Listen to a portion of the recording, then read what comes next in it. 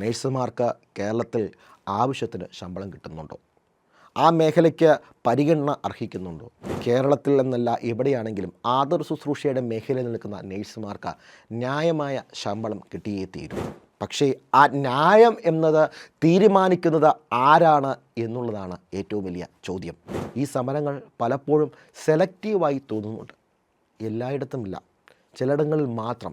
ഒരു കേസ് വരുന്നുവെന്ന് മുൻകൂട്ടി അറിഞ്ഞുകൊണ്ട് സമരങ്ങൾ നടത്തിയതായി എന്തുകൊണ്ട് ചിന്തിച്ചുകൂടാ?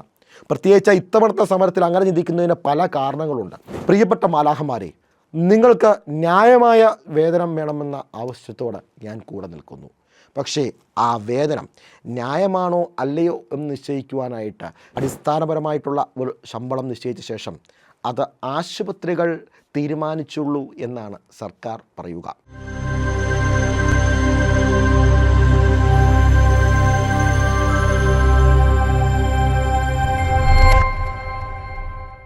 ദൈവത്തിൻ്റെ സ്വന്തം നാട് കേരളത്തെ വിശേഷിപ്പിക്കുന്നത് ഇങ്ങനെയാണ്. ദൈവത്തിൻ്റെ നാടാകുമ്പോൾ അവിടെ മാലാഖമാർ വേണം. ആരായിരിക്കും കേരളത്തിലെ മാലാഖമാർ? ഒരു സംശയവും വേണ്ട, കേരളത്തിൻ്റെ മാലാഖമാർ എന്നറിയപ്പെടുന്നത് കേരളത്തിലെ നഴ്സുമാരാണ്. ലോകം മുഴുവൻ ആതുര ശുശ്രൂഷയുടെ സേവനത്തിൻ്റെ ഉദാത്തമായ മാതൃക കാട്ടിക്കുന്നുണ്ട്. കേരളത്തിൻ്റെ നഴ്സുമാർ കേരളത്തിൻ്റെ മാത്രമല്ല ലോകത്തിൻ്റെ മുഴുവൻ മാലാഖമാരായി നിറഞ്ഞു നിൽക്കുന്നു. ആ മാലാഖമാർ ഈ അടുത്ത കാലത്തായി ചില സമരങ്ങൾ നടത്തിയിരുന്നു. അതിൻ്റെ പോസിറ്റീവും നെഗറ്റീവുമൊക്കെ ഈ സമൂഹം ചർച്ച ചെയ്തു. കേരളത്തിൻ്റെ നേഴ്സിംഗ് ചരിത്രങ്ങളും അവിടുത്തെ സമരങ്ങളുമൊക്കെ ഒന്ന് അവലോകനം ചെയ്തു കഴിഞ്ഞാൽ നമുക്ക് അത്ഭുതപ്പെടുത്തുന്ന ചില കാര്യങ്ങളുണ്ട്. കേരളത്തിൻ്റെ നേഴ്സിംഗ് ചരിത്രം പരിശോധിച്ച് കഴിയുമ്പോൾ ഒരു കാലത്ത് കേരളത്തിലെ ഏറ്റവും നിന്ദ്യമായി കരുതിയിരുന്ന, അല്ലെങ്കിൽ ഇവിടുത്തെ സ്ത്രീജനങ്ങളോ ഇവിടുത്തെ ആളുകളോ പോകുവാൻ മടിച്ചിരുന്ന ഒരു തൊഴിലായിരുന്നു നേഴ്സിംഗ് ജോലി. ആ ജോലി ചെയ്യുന്നവരെ മോശമായി കണ്ടിരുന്ന കാലഘട്ടമുണ്ടായിരുന്നു എന്ന് പറഞ്ഞാൽ നമുക്ക് അത്ഭുതം തോന്നും. കേരളത്തിൽ പോലും സർക്കാർ മേഖലയിൽ പോലും, അല്ലെങ്കിൽ രാജവംശത്തിൻ്റേതായിട്ട് ഒരു നേഴ്സിംഗ് കോളേജ് തുടങ്ങിയത് 1900 അവസാനങ്ങളിലാണ്. അതുതന്നെ വന്നതാകട്ടെ പുറത്തു നിന്ന് കൊണ്ടുവന്ന ഇറ്റലിയിൽ നിന്നും സ്വിസ്സിൽ നിന്നും കൊണ്ടുവന്ന കന്യാസ്ത്രീകളായിരുന്നു ഇവിടെ പ്രാക്ടീസിന് വേണ്ടിയിട്ട്, പരിശീലനം കൊടുക്കുവാൻ വേണ്ടിയിട്ട് വന്ന പദ്ധതി തയ്യാറാക്കിയത്. അങ്ങനെയുള്ള ഒരു കാലഘട്ടത്തിൽ ശരിക്കും പറഞ്ഞാൽ കേരളത്തിൻ്റെ ആരോഗ്യ മേഖലയുടെ, നേഴ്സിംഗ് മേഖലയുടെ ഒരു മാറ്റത്തിൻ്റെ കാലഘട്ടമെന്ന് പറയുക 1940 ശേഷമാണ്. ഈ മേഖലയിലേക്ക് ക്രിസ്ത്യൻ മിഷണറികൾ കടന്നു വരുന്നു. മോശമെന്ന് കരുതിയിരുന്ന ഈ തൊഴിലിലേക്ക് കന്യാസ്ത്രീകൾ കടന്നു വരികയാണ്. അത്ഭുതമെന്ന് പറയാം, ഒരു 70-80 കാലഘട്ടം വരെ ഇവിടുത്തെ സർക്കാർ ആശുപത്രികൾ പോലും നല്ലൊരു പങ്കും ഈ കന്യാസ്ത്രീകളായിരുന്നു. അവർക്ക് മാത്രം ജോലി കൊടുത്തുകൊണ്ടല്ല, ഈ നേഴ്സിംഗ് മേഖലയിലേക്ക് സേവനത്തിന് കടന്നു വരുവാനായിട്ടുള്ളവരുടെ എണ്ണം കുറവായിരുന്നു എന്നതായിരുന്നു അതിനൊരു കാരണം. അതുകൊണ്ടാണ് സർക്കാർ മേഖലയിൽ പോലും കന്യാസ്ത്രീകൾ ജോലി ചെയ്തിരുന്ന ഒരവസ്ഥ വന്നിരുന്നത്. അങ്ങനെ ഈ മേഖലയുടെ നാണക്കേടുകൾ മാറി മാറി തുടങ്ങിയത് ഈ കന്യാസ്ത്രീകൾ ഈ നേഴ്സിംഗ് മേഖല ഏറ്റെടുത്തത് മുതലാണ്. 70 ശേഷം 80 തുടക്കത്തിലൊക്കെ കേരളത്തിൽ നിന്ന് കുറച്ചു പേരൊക്കെ വിദേശങ്ങളിലേക്ക് നേഴ്സുമാർ ആയ ശേഷം ജോലിക്ക് പോയി തുടങ്ങി. അന്നും ഈ മേഖലയിലുള്ള അവജ്ഞ മാറിയിരുന്നില്ല. തുടർന്ന് വിദേശ പണം നാട്ടിലേക്ക് എത്തിക്കഴിഞ്ഞപ്പോൾ 80 ശേഷം 90 അഭിമാനത്തിൻ്റെ ഒരു മേഖലയായി ഈ നേഴ്സിംഗ് മേഖല മാറി. എന്നിരുന്നാലും കേരളത്തിൻ്റെ പൊതുസമൂഹം മുഴുവൻ ഈ നേഴ്സിംഗ് മേഖലയിലേക്ക് കടന്നു വരുവാൻ പിന്നെയും ഏകദേശം 90 അവസാനത്തോടെ കാത്തിരിക്കേണ്ടി എന്ന് പറഞ്ഞാൽ അതിൽ അത്ഭുതമൊന്നുമില്ല. ഇപ്പം കാണുന്ന രീതിയിലേക്ക് ഈ മേഖല കടന്നു പോയിട്ട് സ്വാശ്രയ മേഖലയുടെ കടന്നുവരവോടുകൂടിയാണ്. മുക്കിനും മൂലയ്ക്കുമൊക്കെ നേഴ്സിംഗ് കോളേജുകൾ വന്നു. കേരളത്തിൻ്റെ വിദേശ നാണ്യം നേടിത്തരുന്ന ഏറ്റവും വലിയൊരു തൊഴിൽ സാധ്യതയുള്ള മേഖലയായി നേഴ്സിംഗ് മേഖല മാറി. അങ്ങനെ വിദേശ നാണ്യങ്ങൾ ഇവിടെ കൂടിയപ്പോൾ ഏറ്റവും സ്റ്റാറ്റസ് സിമ്പിൾ, ഒരുപക്ഷെ ഡോക്ടർമാരെക്കാൾ കൂടുതൽ സ്റ്റാറ്റസ് സിമ്പിളുള്ള ഒന്ന് വിദേശ നേഴ്സുമാർ എന്ന പദവിയിലേക്ക് എത്തി. കോളേജുകളുടെ എണ്ണം കൂടി, പഠിച്ചിറങ്ങുന്ന വിദ്യാർത്ഥികളുടെ എണ്ണം കൂടി. വിദേശത്ത് ഇന്നും ഒഴിവുകൾക്ക് കുറവൊന്നുമില്ല. പക്ഷേ നമ്മുടെ ഈ നാട്ടിൽ നിന്ന് പഠിച്ചിറങ്ങുന്ന വിദ്യാർത്ഥികളുടെ എണ്ണം കൂടി എന്ന് പറയാതെ വയ്യ. ഈ കാലഘട്ടമാണ് കേരളത്തിലെ നേഴ്സുമാരുടെ ശമ്പള പരിഷ്കരണത്തിൻ്റെയും ഒരു കാലഘട്ടം എന്ന് കാണാൻ സാധിക്കും. മുൻപ് ചാരിറ്റി മേഖലകളിലായിരുന്നു കൂടുതൽ സേവന വിഭാഗങ്ങൾ ഉണ്ടായിരുന്നത്. ഇവിടേക്ക് ഇതൊരു ബിസിനസ് മേഖലയായിട്ട് 2000-ന് ശേഷം 2010 കാലഘട്ടത്തോടുകൂടി പല ബിസിനസ് കോർപ്പറേറ്റ് ഗ്രൂപ്പുകളും ഇതിലേക്ക് കടന്നു വന്നു. നേഴ്സിംഗ് എന്ന് പറയുന്നത് ആതുര ശുശ്രൂഷ മാത്രമല്ല, അതൊരു സേവനം മാത്രമല്ല, അതൊരു ബിസിനസ്സായി മാറി തുടങ്ങി. സേവന മേഖലയിലെയും പല ആശുപത്രികളിലും പരിചരണ ചിലവുകൾ കൂടി പിടിച്ചു നിൽക്കുവാൻ വേണ്ടി അവരും മാറ്റങ്ങളിലേക്ക് മാറി.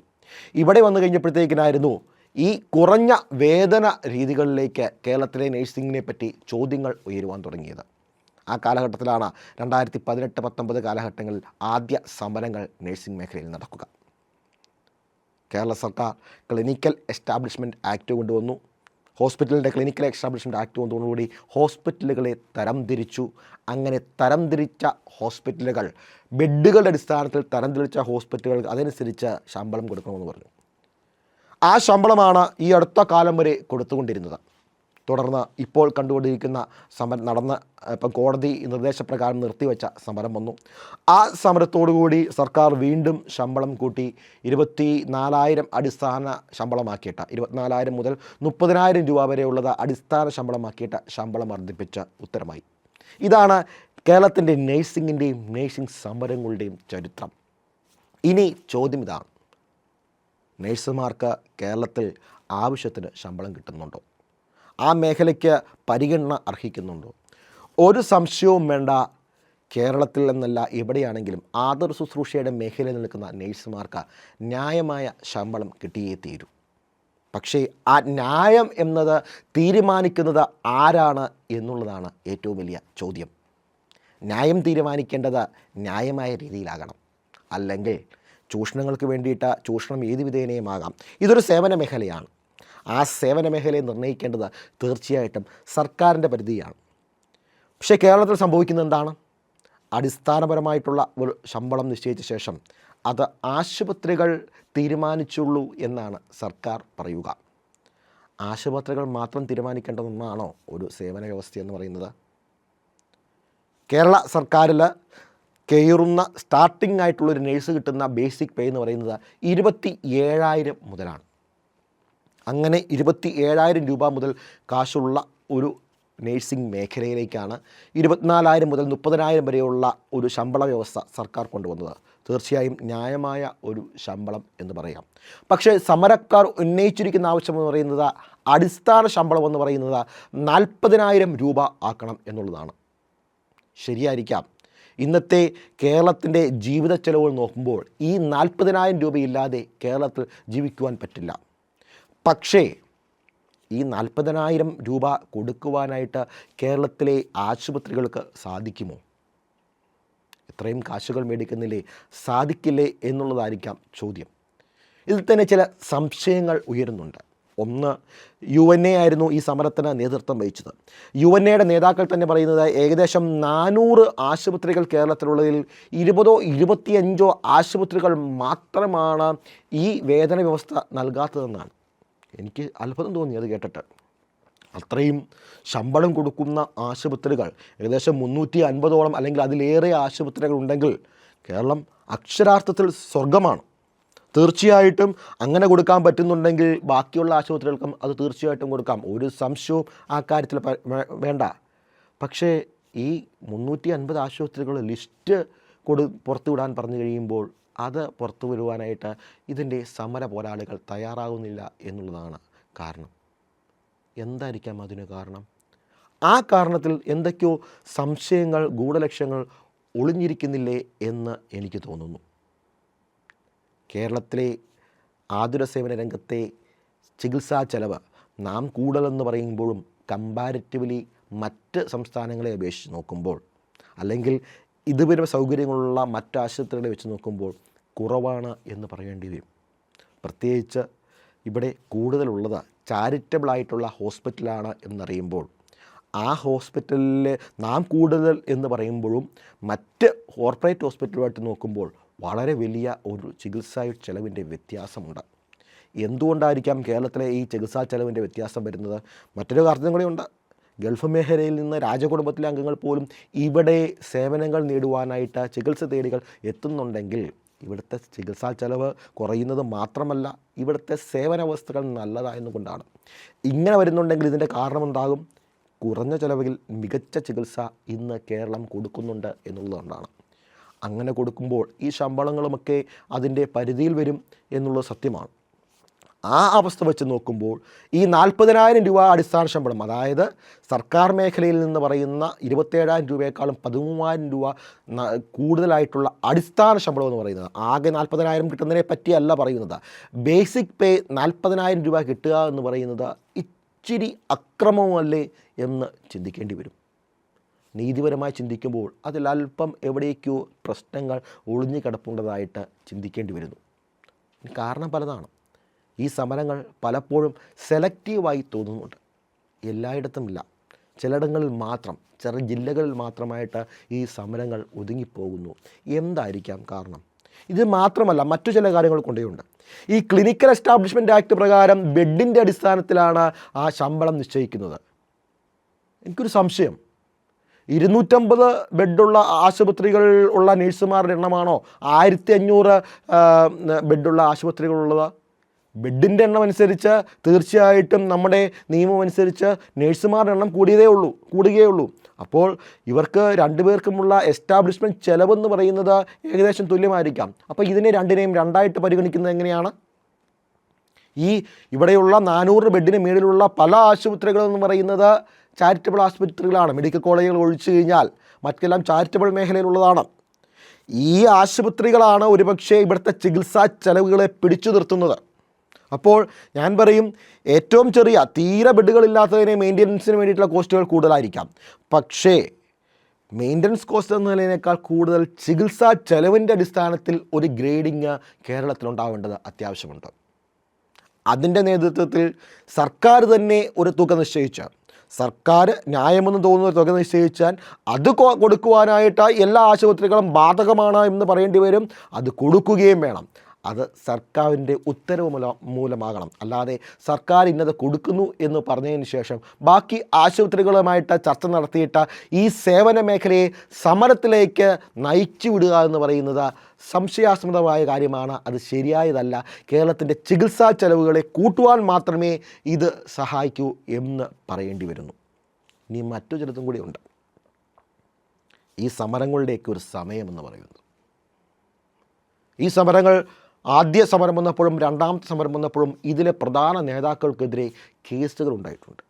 അവർ പറയുന്ന, പ്രത്യേകിച്ച് UNA നേതാവ് ജാസ്മിൻ ഷായ്ക്കെതിരെ 2019 കേസുണ്ടായി, 2026 കേസുണ്ടായി. അവർ പറയുന്ന ന്യായം, ഞങ്ങൾ സമരത്തിലേക്ക് ഇറങ്ങി വന്നു കഴിഞ്ഞപ്പോൾ കേസുകൾ ഉണ്ടായി എന്നുള്ളതാണ്. ഞാൻ ഈ കേസുകളുടെ ഒരു ചരിത്രം പരിശോധിക്കുകയായിരുന്നു. 2019 കേസ് എന്ന് പറയുന്നത് എനിക്ക് തോന്നുന്നു ആശുപത്രി മാനേജ്മെൻറ്റുകളൊന്നും കൊടുത്ത കേസായിരുന്നില്ല. UNA തന്നെ ഒരു ഭാരവാഹിയായിരുന്ന വ്യക്തിയായിരുന്നു ആ കേസ് കൊടുത്തത്. കേസ് UNAക്ക് കിട്ടിയ ഫണ്ടുകളെ വഴിമാറ്റി അതിലെ അന്നത്തെ ഭാരവാഹികൾ 3-4 ഭാരവാഹികൾ അവരുടെ പേഴ്സണൽ അക്കൗണ്ടിലേക്ക് മാറ്റി എന്നുള്ളതായിരുന്നു. അതനുസരിച്ച് തൃശ്ശൂരിലെ ക്രൈം ബ്രാഞ്ചിൻ്റെ ഒരു അന്വേഷണ വിഭാഗം എൻക്വയറി നടത്തി അന്ന് ഇതിന് FIR ഇട്ടു. ആ FIR ഇട്ട കേസ് പിന്നീട് ഇതിലെ പ്രതികൾ, ഈ UNA ഭാരവാഹിയായിട്ടുള്ള പ്രതികൾ ബഹുമാനപ്പെട്ട കേരള ഹൈക്കോടതിയെ സമീപിച്ചു ചാർജ് ക്വാഷ് ചെയ്യാൻ വേണ്ടിയിട്ട്. ഹൈക്കോടതി ഉത്തരവ് ചാർജ് ക്വാഷ് ചെയ്യേണ്ട എന്നുള്ളതായിരുന്നു. അതിൻ്റെ തുടർച്ചയാണ്, അതേ കേസിൽ തന്നെയാണ് ഈ എടുത്തു എന്ന് പറയപ്പെടുന്ന പണം 1 കോടിക്ക് മുകളിൽ ആയതിനാൽ അത് എൻഫോഴ്സ്മെൻറ്റ് ഡിപ്പാർട്ട്മെൻറ്റിലേക്ക് പോകുന്നത്. ആ എൻഫോഴ്സ്മെൻറ്റ് ഡിപ്പാർട്ട്മെൻറ്റ് ഈ മാർച്ചിൽ അതനുസരിച്ച് ഏകദേശം 1,44,00,000 രൂപയുടെ വസ്തുക്കൾ അറ്റാച്ച് ചെയ്തുകൊണ്ട്, അത് ജാസ്മിൻ ഷാ ഉൾപ്പെടെയുള്ള മറ്റ് 3 പേരുടെ വസ്തുക്കൾ അറ്റാച്ച് ചെയ്തുകൊണ്ട് ഉത്തരവ് തന്നു. ഇതിൽ നേതാക്കൾ പറയുന്ന പോലെ സമരം നടത്തിയപ്പോൾ ഇങ്ങനെ കേസ് വരുന്നതെങ്കിൽ മറിച്ച് ചിന്തിക്കുവാനാണ് ഒരു അഭിഭാഷകൻ എന്ന നിലയിൽ ഞാൻ ആഗ്രഹിക്കുക. ഒരു കേസ് വരുന്നുവെന്ന് മുൻകൂട്ടി അറിഞ്ഞുകൊണ്ട് സമരങ്ങൾ നടത്തിയതായി എന്തുകൊണ്ട് ചിന്തിച്ചുകൂടാ? പ്രത്യേകിച്ച് ഇത്തവണത്തെ സമരത്തിൽ അങ്ങനെ ചിന്തിക്കുന്നതിന് പല കാരണങ്ങളുണ്ട്. കാരണം, ഒന്നാമത്തെ കാരണം, ആദ്യം സർക്കാരിനെതിരെയായിരുന്നു ഈ സമരം. സർക്കാരിനെതിരെ സമരം തുടങ്ങി 2-ാം ദിവസം സർക്കാർ ശമ്പളം കൂട്ടി ഉത്തരവായി. ന്യായമായ രീതിയിൽ സാധാരണഗതിയിൽ സർക്കാരിനെതിരെയുള്ള സമരം കുറയ്ക്കണം. ഇനി അല്ല, സർക്കാരിനെതിരെ അവരുടെ പ്രഖ്യാപിച്ചത് കുറവാണെങ്കിൽ വീണ്ടും സർക്കാരിനെതിരെ സമരം തുടരണം. പക്ഷേ സംഭവിച്ചത് അങ്ങനെ ആയിരുന്നില്ല. ആ സമരങ്ങൾ ആശുപത്രി പരാതികളിലേക്ക് നീണ്ടു. ആ ആശുപത്രി പരാതികളിലേക്ക് നീണ്ട 40,000 രൂപയുടെ ബേസിക് പേ എന്ന രീതിയിലേക്ക് മാറി. ഇത് സംശയകരമാണ്. മുൻകൂട്ടി അറിഞ്ഞുകൊണ്ട് ഈ സമരത്തിൻ്റെ ഇടയ്ക്കാണ് ഈ അന്വേഷണ ഏജൻസിയുടെ ഉത്തരവുകൾ വരിക. തീർച്ചയായിട്ടും സംശയിക്കേണ്ടതായിട്ടുള്ള സാഹചര്യങ്ങൾ അവിടെയുണ്ട് എന്ന് പറയാതെ വയ്യ. അതോടൊപ്പം തന്നെ ബഹുമാനപ്പെട്ടവരായിട്ടുള്ള സേവനസന്നദ്ധരായിട്ടുള്ള മാലാഖമാർ തിരിച്ചറിയേണ്ട കാര്യമുണ്ട്. കേരളത്തെ മുച്ചൂടും മുടിപ്പിച്ചത് കേരളത്തിൻ്റെ ട്രേഡ് യൂണിയനിസമായിരുന്നു. ആ ട്രേഡ് യൂണിയനിസമാണ് ഒരു കാലത്ത് ഇന്ത്യയുടെ തന്നെ പൊൻതിലകമെന്നറിയപ്പെടാവുന്ന കേരള വികസന മോഡലുകൾ അല്ലെങ്കിൽ ഫാക്ടറികളുമൊക്കെ ഇല്ലാതാക്കി കേരളത്തെ വ്യവസായ സൗഹൃദമല്ലാത്ത ഒരു സംസ്ഥാനമാക്കി മാറ്റിയത്. ഇന്ന് കേരളത്തിൻ്റെ ആതുര ശുശ്രൂഷ രംഗം ലോകം മുഴുവൻ ശ്രദ്ധയിൽ വരുമ്പോൾ ആ ട്രേഡ് യൂണിയനിസം ഇവിടുത്തെ ആതുര ശുശ്രൂഷ രംഗത്തെ ഇല്ലാതാക്കുന്ന, ഹോസ്പിറ്റൽ രംഗത്തെ ഇല്ലാതാക്കുന്ന ഒരവസ്ഥയിലേക്ക് വരരുത്. നിങ്ങൾ അറിയേണ്ട ഒരു കാര്യമുണ്ട്. ലോകത്ത് കേരളത്തിൽ നിന്ന് പഠിച്ചിറങ്ങിയ നേഴ്സുമാരെന്ന് പറയുന്നത് ഒരു ബ്രാൻഡാണ്. ആ ബ്രാൻഡ് എന്ന് പറയുന്നത് ഒറ്റ ദിവസം കൊണ്ടായിട്ടുണ്ടായ ബ്രാൻഡല്ല. പിന്നെയോ ഇവിടുത്തെ സേവനത്തിൻ്റെ, നിങ്ങളുടെ ത്യാഗത്തിൻ്റെ, നിങ്ങളുടെ മുൻഗാമികളുടെ ആത്മാർത്ഥമായിട്ടുള്ള ആ ജോലിയുടെ അനുഗ്രഹമാണ് ഇന്നത്തെ നേഴ്സിംഗ് തലമുറ എല്ലാം അനുഗ്രഹിക്കുന്ന കേരള ബ്രാൻഡ് ആദര ശുശ്രൂഷ എന്ന നേഴ്സിംഗ് എന്നുള്ള ആ ബ്രാൻഡ്. ആ ബ്രാൻഡ് ഇല്ലാതാകുവാനായിട്ട് അധികം സമയമൊന്നും വേണ്ട. വിദേശങ്ങളിൽ നിന്ന് ഇവിടെ ചികിത്സ തേടി വരുന്നുണ്ടെങ്കിൽ ആ ബ്രാൻഡ് ഇല്ലാതാകുവാനായിട്ട് അധികം സമയം വേണ്ട. ആ ബ്രാൻഡ് ഇല്ലാതായാൽ ഈ ജോലികൾ ഇല്ലാതാകും എന്ന് അറിയുക. ഇരിക്കുന്ന കൊമ്പ് മുറിക്കുക എന്ന് പറയുന്നത് അത് അപകടകരമായിട്ടുള്ള കാര്യമാണ് എന്ന് തിരിച്ചറിയുക. ഇനി ഇവരുടെ ആവശ്യം, ജീവിക്കുവാനുള്ള ന്യായമായ കൂലിക്ക് വേണ്ടിയിട്ടുള്ള ആവശ്യമെന്ന് പറയുന്നത് അത് ഏത് മേഖലയിലും അർഹമായിട്ടൊന്നതാണ്. എന്തൊക്കെയാണ് അതിനൊരു പ്രാക്ടിക്കലായിട്ടുള്ളൊരു സൊല്യൂഷൻ? തീർച്ചയായിട്ടും ഞാൻ എൻ്റെ വ്യക്തിപരമായ രീതിയിൽ കാണുന്ന ചില സൊല്യൂഷനുകളുണ്ട്. ഒന്ന് എന്ന് പറയുന്നത് ഹോസ്പിറ്റലിന് കൊടുക്കാവുന്നത് ഈ നേഴ്സുമാരുടെ മക്കൾക്ക്, അവരുടെ കുടുംബാംഗങ്ങൾക്ക് സേവനത്തിന് ഒരു പരിമിതമായ ചിലവിലുള്ള ചികിത്സ പ്രൊവൈഡ് ചെയ്യുവാനായിട്ട് നിങ്ങൾക്ക് സാധിക്കും. ഇന്ന് ചികിത്സ എന്ന് പറയുന്നത് വളരെ കോസ്റ്റ്ലി ആയിട്ടുള്ള ഒന്നാണ്. ഇപ്പോഴും ആശുപത്രികൾ കുറഞ്ഞ ചിലവുകൾ നടത്തുന്നുണ്ട്. എന്നാൽ അത് പോരാ. നമുക്കറിയാം വലിയ വലിയ വ്യവസായശാലകളിൽ ക്യാൻറ്റീനിൽ ചിലപ്പോൾ 5 രൂപയ്ക്കും 10 രൂപയ്ക്കും ഒക്കെ അവിടുത്തെ തൊഴിലാളികൾക്ക് ഫുഡ് കൊടുക്കുന്നത് കാണാം. എന്ന് പറഞ്ഞതുപോലെ തന്നെ ഈ നഴ്സുമാരുടെ കുടുംബാംഗങ്ങൾക്കും അവർക്കുമൊക്കെ ഒരു സൗജന്യ നിരക്കിൽ ചികിത്സകൾ കൊടുക്കുവാനായിട്ട് നിങ്ങൾ സാധിക്കില്ലേ? ഇന്ന് ചികിത്സാ നിരക്കെന്ന് പറയുന്നത് ജീവിത ചെലവിനെ വളരെയധികം ഉയർത്തിക്കൊണ്ടുവരുന്നതാണ്. അത് സാധിക്കുന്ന ഒന്നാണ്. കേരളത്തിലെ ഹോസ്പിറ്റൽ മാനേജ്മെൻറ്റുകൾക്ക് വേണമെങ്കിൽ പരിശോധിക്കാവുന്നതാണ്. നിങ്ങൾക്ക് ന്യായമായിട്ടുള്ള സേവനങ്ങൾ ഈ നഴ്സുമാർക്ക് കൊടുക്കാൻ സാധിച്ചു കഴിഞ്ഞാൽ അല്ലെങ്കിൽ അവർ തൃപ്തരാകും എന്ന് തിരിച്ചറിയുക. 2 എന്ന് പറയുന്നത് ഇവിടുത്തെ ഷിഫ്റ്റുകളാണ്. അത് കേരളത്തിൻ്റെ ജോലി ഷിഫ്റ്റുകൾ കൂടുതലാണ് എന്ന് പറയുന്നത് സത്യമാണ്. നേഴ്സുമാർക്ക് ഒരിക്കലും ഒരാളുടെ ചികിത്സ കയ്യിൽ വെച്ച് കെട്ടിക്കൊണ്ടിരിക്കുന്നതിൻ്റെ ഇടയ്ക്ക് 7 മണിക്ക് ഡ്യൂട്ടി തീരുന്നുണ്ടെങ്കിൽ ഉടനെ ഇറങ്ങിപ്പോരുവാനായിട്ട് സാധിക്കില്ല. അവർ ചിലപ്പോൾ 1-2 മണിക്കൂർ കൂടുതൽ ജോലി ചെയ്തിട്ടായിരിക്കാം ഇറങ്ങി വരിക. അത് എല്ലാ സർക്കാർ മേഖലയിലും ഇതേ അവസ്ഥയാണ്, പ്രൈവറ്റ് മേഖലയിലും ഇതേ അവസ്ഥയാണ്. ഇവരുടെ ഈ അവസ്ഥയെ കാണേണ്ടതുണ്ട്. അവരുടെ അതനുസരിച്ച് ഷിഫ്റ്റുകളിൽ കുറവുകൾ വരുത്തുവാനായിട്ട്, സേവനങ്ങളിൽ അല്പം കുറവുകൾ വരുത്താനായിട്ട്, സമയങ്ങൾ കുറവ് വരുത്തുവാനായിട്ട്, അവരുടെ ജോലി സാഹചര്യങ്ങൾ നല്ലതായി മാറ്റുവാനായിട്ടുള്ള ഒരു കടമ സേവനദാതാക്കൾക്കുണ്ട്. എപ്പോഴും ശമ്പളം കൂട്ടുന്നത് മാത്രമായിരിക്കില്ല ഒരു പ്രസിഡൻ്റ് പ്രതിവിധി എന്ന് ഞാൻ കരുതുന്നില്ല. ശമ്പളം ന്യായമായത് വേണം. ആ ശമ്പളം എന്ന് പറയുന്നത് സർക്കാർ പറയുന്ന ശമ്പളമായിരിക്കണം. ആ സർക്കാർ പറയുന്ന ശമ്പളങ്ങൾ കൊടുക്കുവാനായിട്ട് ഇവിടുത്തെ മാനേജ്മെൻറ്റുകൾ തയ്യാറാവുകയും വേണം. ഇതിൻ്റെ മറുവശം കൂടിയുണ്ട്. കേരള ഗ്രാമാന്തരങ്ങൾ ഇന്നാണ് ആരോഗ്യവും വിദ്യാഭ്യാസവും ഒക്കെ നമ്മുടെ അടിസ്ഥാന അവകാശങ്ങളായി മാറുന്നത്. ഈ കാലഘട്ടങ്ങളിൽ നമ്മുടെയൊക്കെ ഓരോ ഗ്രാമാന്തരങ്ങളിൽ ഉണ്ടായിരുന്ന ചില ക്ലിനിക്കുകളുണ്ട്. അതൊക്കെ ചെറിയ ആശുപത്രികളായിരുന്നു. ആ ആശുപത്രികൾ ഒരുപക്ഷെ സ്വന്തം കൈമുടക്കിട്ട ഇവിടുത്തെ കന്യാസ്ത്രീയമ്മമാരും വൈദികരും സഭയുമൊക്കെയാണ് ഇതിൻ്റെ അടിത്തറയായിട്ട് നിന്നിരുന്നതെന്ന് പറയേണ്ടി വരും. മറ്റ് വിഭാഗങ്ങളുമുണ്ട്. പക്ഷേ അതെല്ലാം ചാരിറ്റബിളായിട്ട് നടത്തിയിരുന്ന ഒന്നായിരുന്നു. അതൊക്കെ നിന്നു പോകുന്ന ഒരവസ്ഥയുണ്ട്. ഈ നിന്നുപോകൽ, ചെറിയ ചെറിയ ചികിത്സാലയങ്ങൾ നിന്നു പോയി കഴിഞ്ഞാൽ ഉണ്ടാകുന്ന അവസ്ഥ എന്ന് പറയുക, വലിയ വലിയ ഗ്രൂപ്പുകളിലേക്ക് പോയി ഇവിടുത്തെ ചികിത്സാ ചെലവുകൾ കൂടുന്ന ഒരവസ്ഥ വരും. ചികിത്സാ ചെലവ് കൂടുന്ന അവസ്ഥയെന്ന് പറയുന്നത് ഇവിടുത്തെ ജീവിത ചെലവ് കൂടുന്ന അവസ്ഥയാണ്. ആ ജീവിത ചെലവ് കൂടിയാൽ നിങ്ങൾക്ക് 40,000 കിട്ടിയാൽ 40,000വും നിങ്ങൾക്ക് ജീവിക്കുവാനായിട്ട് തികയാതെ വരും എന്ന് തിരിച്ചറിയുക. ഓർക്കുക, പ്രിയപ്പെട്ട മാലാഖമാരെ, നിങ്ങൾക്ക് ന്യായമായ വേതനം വേണമെന്ന ആവശ്യത്തോടെ ഞാൻ കൂടെ നിൽക്കുന്നു. പക്ഷേ ആ വേതനം ന്യായമാണോ അല്ലയോ എന്ന് നിശ്ചയിക്കുവാനായിട്ട് ചില പരുന്തൻ കാലുകൾ, ചില കഴുകൻ കണ്ണുകൾ നിങ്ങളെ നയിക്കുന്നുണ്ടെങ്കിൽ നിങ്ങൾ ചിന്തിക്കണം. നിങ്ങൾ ഇരിക്കുന്ന കമ്പ് നിങ്ങൾ മുറിക്കരുത്.